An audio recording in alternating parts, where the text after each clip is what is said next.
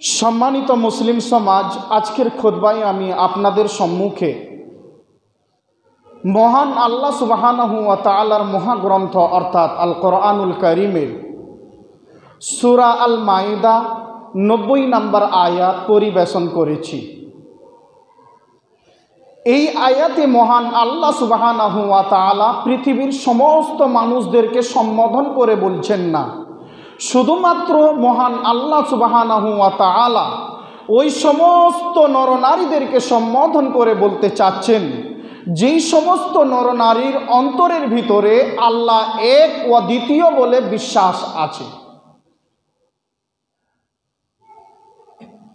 অর্থাৎ যারা ঈমানদার, যাদের অন্তরের ভিতরে ঈমান আছে, যাদের অন্তরের ভিতরে বিশ্বাস আছে, যারা আল্লাহর বিশ্বাস অন্তরের ভিতরে রেখে জীবন যাপন করে, ওই সমস্ত মানুষদেরকে সম্বোধন করে মহান আল্লাহ সুবহানাহু ওয়া তাআলা বলছেন নিজ ভাষায়, ইয়া আইয়ুহাল্লাযিনা আমানু, হে পৃথিবীর ঈমানদার নরনারী তোমরা শোনো, ইন্নামাল খামরু ওয়াল মাইসিরু ওয়াল আনসাবু ওয়াল আজলামু রিজসুন মিন আমালিশ শাইতান। বলছেন নিশ্চয়ই নেশাদার দ্রব্য, নিশ্চয়ই জুয়া, নিশ্চয়ই মূর্তি পূজা এবং নিশ্চয়ই লটারির তীর রিজসুন অপছন্দনীয়, ফাজতানিবুহু অতএব তোমরা এগুলো থেকে বিরত থাকো, লাআল্লাকুম তুরহামুন যাতে করে তোমাদের প্রতি আল্লাহ সুবহানাহু ওয়া তাআলা তোমাদেরকে কামিয়াব করেন, তোমাদের সকলকে আল্লাহ সুবহানাহু ওয়া তাআলা যেন সাফল্যমণ্ডিত করেন। এই জন্য আল্লাহ বলছেন এগুলো থেকে তোমরা বিরত থাকো। এই আয়াতের দ্বারাই আমরা বুঝতে পারছি যে পৃথিবীতে আল্লাহ সুবহানাহু ওয়া তাআলা যতগুলো কাজ কাম খাওয়া দাওয়া হারাম করেছেন তার মধ্যে এখানে চারখানা জিনিস নিয়ে এসেছেন। এক নম্বরে বলছেন নেশা জাতীয় দ্রব্য অর্থাৎ মদ, মানে যতগুলো নেশাদার দ্রব্য যেগুলো খেলে বা সেবন করলে আপনার ব্রেনের মধ্যে পরিবর্তন আসবে, আপনার দিমাগের মধ্যে পরিবর্তন আসবে, আপনার শরীরের মধ্যে পরিবর্তন আসবে, এই সমস্ত নেশাদার দ্রব্য। আর দুই নম্বরে আল্লাহ সুবহানাহু ওয়া তাআলা তিনি বলছেন ওয়াল মাইসির অর্থাৎ জুয়া খেলা। আজকের বিষয়টি আমার জুয়া খেলা। এই মর্মে আমাদেরকে দুই একটা কথা মনে রাখতে হবে। এই জুয়া খেলা থেকে কি আমরা বুঝতে পারছি জুয়া খেলা কাকে বলে? আমরা কি বুঝতে পারছি এখান থেকে যে জুয়া কি? আমি যদি এই আয়াতের তাফসিরে অর্থাৎ তাফসির ইবনুল কাসিরের দিকে আপনাদের নিয়ে যাই, তাহলে ওখানে মুজাহিদ এবং আতা রহমাতুল্লাহি আলাইহিমা স্পষ্ট ভাষায় বলেছেন বাজি রেখে যেই খেলা খেলা হয় সেটাই হলো জুয়া।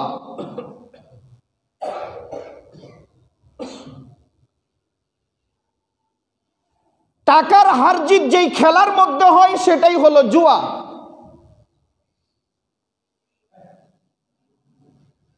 আপনি বাজি রেখে খেলেন অথবা টাকা দিয়ে অর্থ দিয়ে খেলেন, যেই খেলার মধ্যে আপনার হারজিত আছে সেটাই হলো জুয়ার অন্তর্ভুক্ত।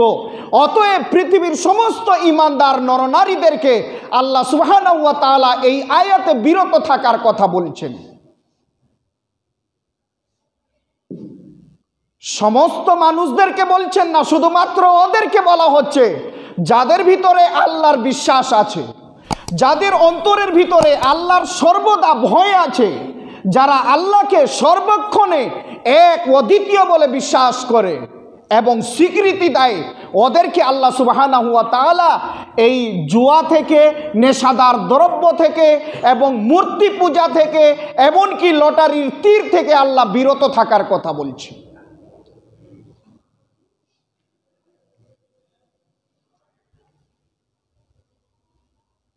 এই আয়াতের তাফসিরে যদি আমরা দেখি আমাদের বাচ্চারা, আমাদের ছোট ছোট ছেলে মেয়েরা কড়ি দিয়ে যদি বাজি রেখে খেলাধুলা করে সেটাও জুয়ার অন্তর্ভুক্ত। কড়ি দিয়ে যদি খেলাধুলা করে হার জিত রাখে বা বাজি রাখে তাহলে সেটাও হবে জুয়ার অন্তর্ভুক্ত, আর সেটাও হবে হারাম।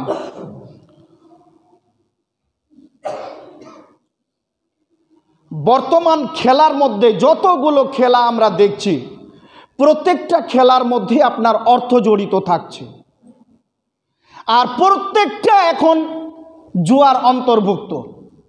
এই জন্য আল্লাহ সুবহানাহু ওয়া তাআলা তিনি স্পষ্ট হারাম করে দিয়েছেন। আমরা আমাদের মধ্যে কিছু মানুষের অভ্যাস হয়ে গেছে টেলিভিশনের মাধ্যমে, টিভির মাধ্যমে, মোবাইলের মাধ্যমে আমরা কি করি,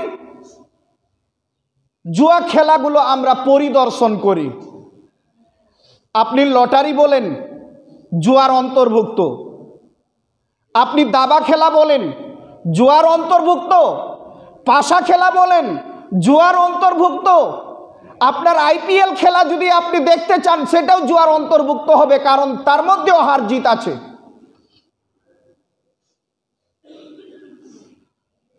আপনার ফুটবল খেলার মধ্যে হার জিত আছে, অর্থ দিয়ে হার জিত হয়, সেটাও জুয়ার অন্তর্ভুক্ত। তো যারা যে সমস্ত খেলোয়াড়রা খেলে তারা তো হারাম করছে, আপনি আমি যে আমরা পরিদর্শন করছি, আমাদের পরিদর্শন করাটাও হারাম। অতএব আল্লাহ সুবহানাহু ওয়া তাআলা যে জিনিসটাকে হারাম করেছেন সেই জিনিসটাকে দেখা যাবে না। আপনি সাপোর্ট তো করা দূরের কথা, আপনার সমর্থন করা তো দূরের কথা, সেটাকে পরিদর্শন করাও যাবে না। যেটা হারাম সেটা থেকে বিরত থাকতে হবে। আল্লাহ সুবহানাহু ওয়া তাআলা উক্ত আয়াতে বিরত থাকার কথা বলছেন। আল্লাহ বলছেন ফাজতানিবুহু, অতএব তোমরা এগুলো থেকে বিরত থাকো, লাআল্লাকুম তুফলিহুন, যাতে করে আল্লাহ সুবহানাহু ওয়া তাআলা তোমাদের সকলকে সাফল্যমণ্ডিত করে দেন।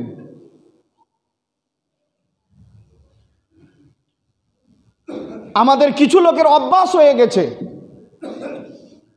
আমরা দিন রাত 24 ঘন্টা কেউ হয়তো ক্রিকেট খেলা দেখছি, কেউ হয়তো ফুটবল খেলা দেখছি, কেউ হয়তো আর কোনো খেলা দেখছি। একটা কথা আমাদেরকে মাথার মধ্যে ভরে নিতে হবে, যেই খেলার মধ্যে হার জিত আছে এবং যেই খেলা খেলা হয় বাজি রেখে, এগুলো সব জুয়ার অন্তর্ভুক্ত, আর জুয়া খেলা মানে হারাম খেলা। অতএব ঈমানদার নরনারীদেরকে আল্লাহ সুবহানাহু ওয়া তাআলা উক্ত আয়াতে সাবধান এবং সতর্ক করছেন। আপনার ছেলে আজ মোবাইলে মগ্ন আছে, আপনার পরিবারের লোক মোবাইলে মগ্ন আছে,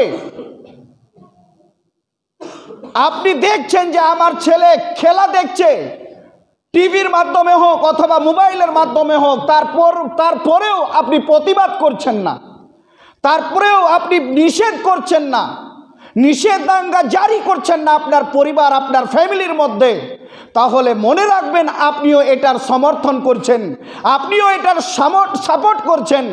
আর আপনার ছেলের যতটা গুনাহ বা পাপ হবে, এতটা সমপরিমাণ পাপ আপনারও হবে। যেই খেলার মধ্যে হার জিত আছে, যত রকমের এখন খেলা আমরা একটু গবেষণা করি, চিন্তা ভাবনা করি, যত রকমের খেলাধুলা আছে প্রত্যেকটা খেলাধুলার মধ্যে এখন হার জিত আছে।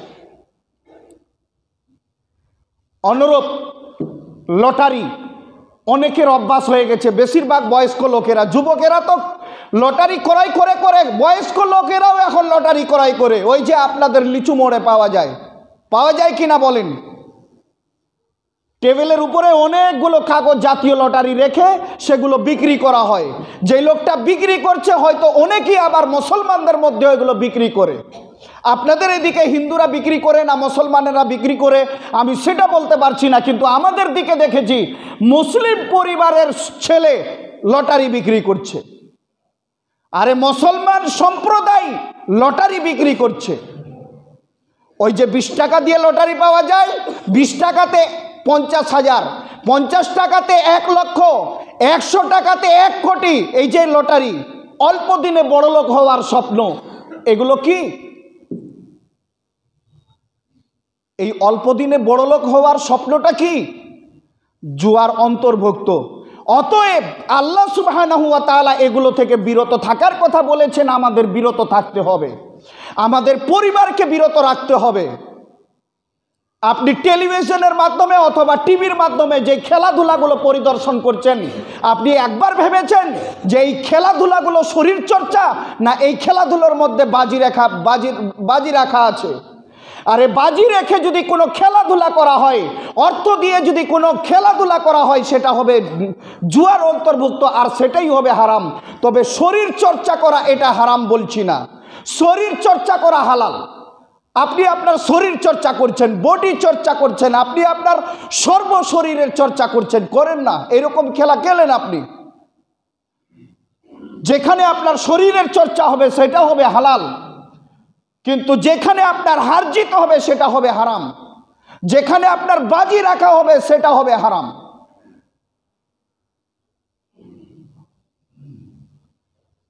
এখন প্রায় স্কুলে দেখবেন প্রশিক্ষণ দেওয়া হয় ছাত্রছাত্রীদেরকে, এই খেলাধুলাগুলো বৈধ আছে, কারণ ওখানে কোনো বাজি রেখে খেলাধুলা করা হয় না, বা সেখানে কোনো অর্থ দিয়ে হার জিত করা হয় না,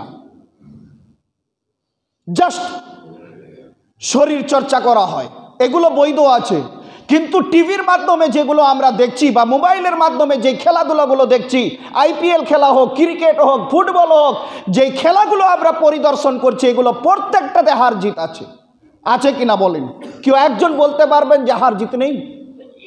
প্রত্যেকটাতে হার জিত আছে। আর এই সমস্ত যেখানে আপনার অর্থ আছে, যেখানে আপনার বাজি আছে, সবই আপনার জুয়ার অন্তর্ভুক্ত হবে। আর আল্লাহ সুবহানাহু ওয়া তাআলা কোরআনের ভাষায় নিষেধ করছেন। আল্লাহ বলছেন, হে ইমানদার নরনারী, তোমরা শোনো, ইন্নামাল খামরু, নিশ্চয় মদ পান করা, নেশাদার দ্রব্য সেবন করা, ওয়াল মাইসিরু, জুয়া খেলা, ওয়াল আনসাবু, 3 নম্বরে আল্লাহ রাসূল বলছে, আল্লাহ সুবহানাহু ওয়া তাআলা তিনি বলছেন যে মূর্তি পূজা করা, ওয়াল আজলামু, 4 নম্বরে আল্লাহ সুবহানাহু ওয়া তাআলা তিনি বলছেন লটারি তীর নিক্ষেপ করা। এটা জাহিলিয়াতি জামানায় ছিল, বর্তমান যুগে হয়তো নেই। এই খেলাটা রসুলের নবুয়তের পূর্বের যুগে ছিল,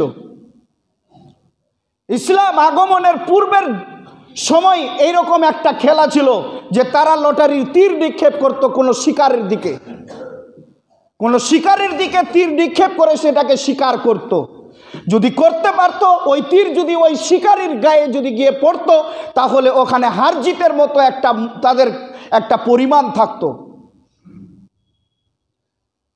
এই জন্য আল্লাহ সুবহানাহু ওয়া তাআলা উক্ত আয়াতে স্পষ্ট ভাষায় একেবারে নিষেধ করে দিয়েছেন। আর যেগুলো আল্লাহ সুবহানাহু ওয়া তাআলা নিষেধ করে দিয়েছেন, সেইগুলো থেকে ঈমানদার নরনারীদেরকে ঈমান সুরক্ষার ক্ষেত্রে বেঁচে থাকাটা আফজাল এবং উত্তম হবে।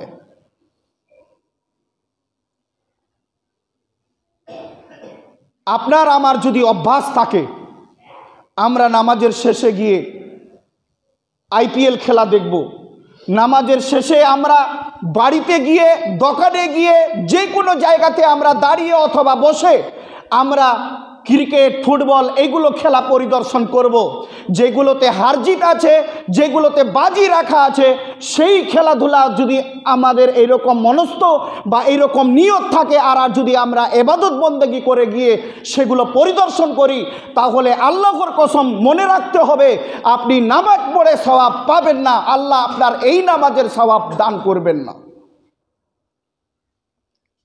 আল্লাহ সুবহানাহু ওয়া তাআলা আপনার এই ইবাদত বন্দেগী তখন কবুল করবেন যখন আপনি আপনাকে এবং আপনার পরিবারকে হালাল পথে আপনি অতিবাহিত করবেন। আপনার বডি আমানত স্বরূপ আপনাকে দেওয়া হয়েছে, আপনার সর্বশরীরটাকে আমানত স্বরূপ আল্লাহ সুবহানাহু ওয়া তাআলা আপনাকে দিয়েছেন। আপনার পরিবার আপনার কাছে আমানত হিসাবে আছে। আপনার পরিবারের কোনো সদস্য যদি আপনার জীবদ্দশায় হারাম কাজ করে, তাহলে ওর তো পাপ হবেই, ওর সমপরিমাণ পাপ আপনার হবে, কারণ আপনি অভিভাবক, আর আপনার পরিবার সম্পর্কে আপনাকে জবাবদিহি দিতে হবে। সম্মানিত উপস্থিতি, আমরা এই সমস্ত খেলাধুলা থেকে নিজেকে আমরা সতর্ক রাখি এবং নিজের পরিবারকে আমরা সতর্ক রাখার চেষ্টা করি, যাতে করে আল্লাহ সুবহানাহু ওয়া তাআলা তিনি পার্থিব জগতে আমাদের সকলকে সাফল্যমণ্ডিত করে দেন। এটা কোরআনের আয়াত। এতক্ষণ পর্যন্ত আমি আলোচনা করছিলাম আপনাদের সামনে কোরআনের আয়াত রেখে। চলুন একবার আমি আপনাদেরকে হাদিসের দিকে নিয়ে যাই। হাদিসের দিকে আমরা একটু লক্ষ্য করি আমাদের বিশ্বনবী সাল্লাল্লাহু আলাইহি ওয়াসাল্লাম তিনি কি বলছেন। হাদিস বর্ণনা করছেন আবু মুসা আল আশারি রাদিয়াল্লাহু তাআলা আনহু, তিনি বলেন রাসূল সাল্লাল্লাহু আলাইহি ওয়াসাল্লাম তিনি ইরশাদ করেছেন, মান লাইবা বিন নারদি ফাকাদ আসাল্লাহা ওয়া রাসূলাহু। যেই ব্যক্তি পাশা খেললো, যেই ব্যক্তি দাবা খেললো, যেই ব্যক্তি লটারি কাটলো, যেই ব্যক্তি লুডু খেললো, যেই ব্যক্তি তাস খেললো, এই সমস্ত খেলাগুলো সবই পাশার অন্তর্ভুক্ত। আর পাশা মানে জুয়া, আর জুয়া মানে হারাম। কথাগুলো বুঝার চেষ্টা করবেন। পাশা মানে জুয়া আর জুয়া মানে হারাম। আর আল্লাহ সুবহানাহু ওয়া তাআলা হারাম থেকে বিরত থাকতে বলেছেন। যদি আপনি আমি সকলেই হারাম থেকে আমরা নিজেকে বিরত রাখতে পারি, তাহলে আল্লাহ সুবহানাহু ওয়া তাআলা আমাদের মতো ঈমানদার জাতিকে সাফল্যমণ্ডিত করে দিবেন। এটা কোরআনের ভাষায় আল্লাহ সুবহানাহু ওয়া তাআলা তিনি স্পষ্ট করে দিয়েছেন। তো আবু মুসা আল আশারি রাদিয়াল্লাহু তাআলা আনহু তিনি বলছেন, রাসূল সাল্লাল্লাহু আলাইহি ওয়াসাল্লাম তিনি ইরশাদ করেছেন, তিনি বলেছেন, মান লাইবা বিন নারদি, যেই ব্যক্তি পাশা খেললো, ফাকাদ আসাল্লাহ ওয়া রাসূলাহু, সেই ব্যক্তি আল্লাহ এবং তার রাসূলের নাফরমানি করলো। হাদিস আবু দাউদ, হাদিস নাম্বার 4938।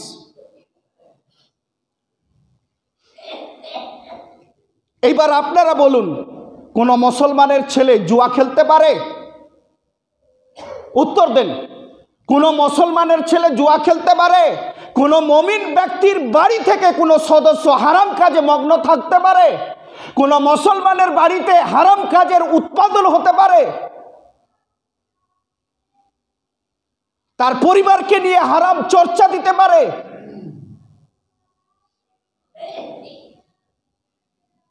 একইবারই আল্লাহ রাসূল সাল্লাল্লাহু আলাইহি ওয়াসাল্লাম স্পষ্ট করে দিয়েছেন, আল্লাহর অস্বীকার করা, অমান্য আল্লাহকে করা এবং তার রাসূলকে অমান্য করা, অস্বীকার করা। আর যে ব্যক্তি পার্থিব জগতে আল্লাহকে অস্বীকার বা অমান্য করবে এবং আল্লাহ রাসূলকে অস্বীকার বা অমান্য করবে, ওর মধ্যে কি ঈমান থাকবে? উত্তরটা দেন। ওর মধ্যে কি ঈমান থাকবে? এমত অবস্থায় ওই লোকটা যদি মৃত্যুবরণ করে, বলুন ওই লোকটার কবরে শান্তি হবে? ওই লোকটার কবরে আল্লাহ কি আরাম দিবেন?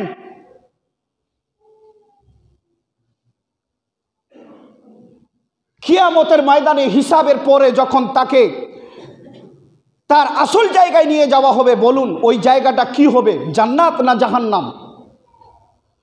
ওই জায়গাটা হবে জাহান্নাম। এই সমস্ত ব্যক্তিদেরকে লাঞ্ছিত অবদস্ত অবস্থাতে নিক্ষেপ করা হবে জাহান্নামের অগ্নিতে।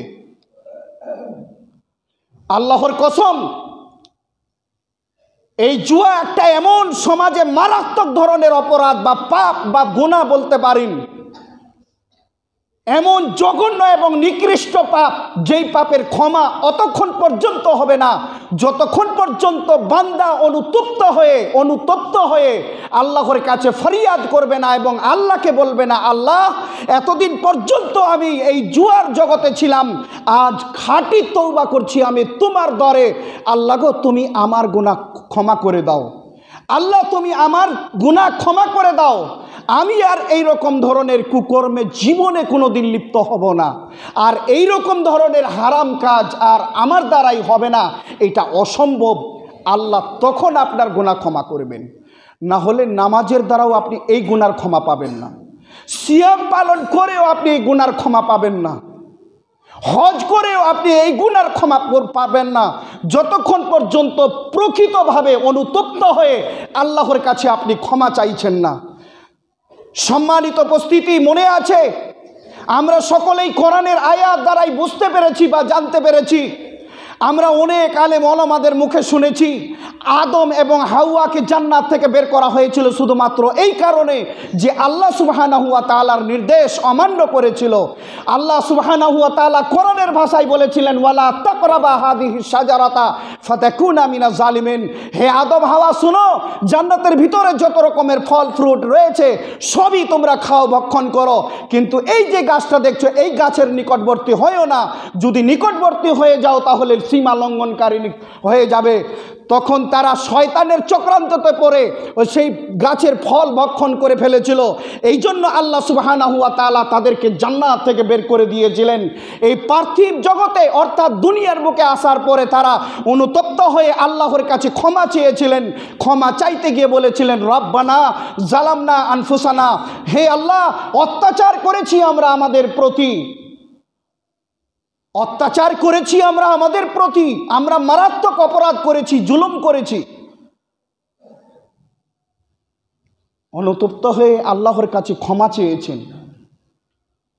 অনুরূপ আপনি যদি জুয়ার জগতে থাকেন, আপনার পরিবার যদি জুয়ার জগতে থাকে, আপনি যদি টেলিভিশনের আপনি প্রেমিক হয়ে যান, আর এই টেলিভিশন বা সিনেমার আপনার টিভির মাধ্যমে কিংবা আপনার মোবাইলের মাধ্যমে যদি আপনি এই সমস্ত খেলাগুলো পরিদর্শন করেন, তাহলে আল্লাহর কসম আপনার অতটাই গুনাহ হবে যতটা খেলোয়াড়দের গুনাহ হবে। আর এই জাতি, এই গোষ্ঠীর উপরে আল্লাহ সুবহানাহু ওয়া তাআলা কখনো রহমত বর্ষণ করবেন না, এবং এই জাতি এবং এই গোষ্ঠীকে কখনো সাফল্যমণ্ডিত আল্লাহ সুবহানাহু ওয়া তাআলা তিনি করবেন না। সম্মানিত উপস্থিতি, বুরাইদা রাদিয়াল্লাহু তাআলা আনহু থেকে বর্ণিত, তিনি বলেন, রাসূল সাল্লাল্লাহু আলাইহি ওয়াসাল্লাম তিনি ইরশাদ করেছেন, মান লাইবা বিন নারদি শিরি ফাকান্নামা সাবাগা ইয়াদাহু ফি লাহমি খিনজিরিন ওয়া দামিহি। আল্লাহর রাসূল সাল্লাল্লাহু আলাইহি ওয়াসাল্লাম বলছেন, যেই ব্যক্তি পাশা খেললো, জুয়া খেললো, সেই ব্যক্তি যেন তার হাত শুকুরের মাংসতে এবং শুকুরের রক্ততে যেন ডুবিয়ে দিল। হাদিস মুসলিম, হাদিস নাম্বার 5789। স্পষ্ট হাদিস। আপনি পাশা খেলেন, জুয়া খেলেন, লুডু খেলেন, তাবা খেলেন, যা খেলেন, যেখানে আপনার হারজিত আছে, যেখানে আপনার বাজি আছে, যে কোনো খেলা খেলেন না কেন, আর যে কোনো খেলা আপনি পরিদর্শন করেন না কেন, যে কোনো খেলার নিকটবর্তী হন না কেন, আপনি যেন আপনার হাতখানাকে শুকুরের রক্ত মাংসতে ডুবিয়ে দিলেন। আল্লাহ আমাদেরকে হারাম থেকে যেন বাঁচার তৌফিক দান করেন। বলুন আমিন, আল্লাহুম্মা আমিন।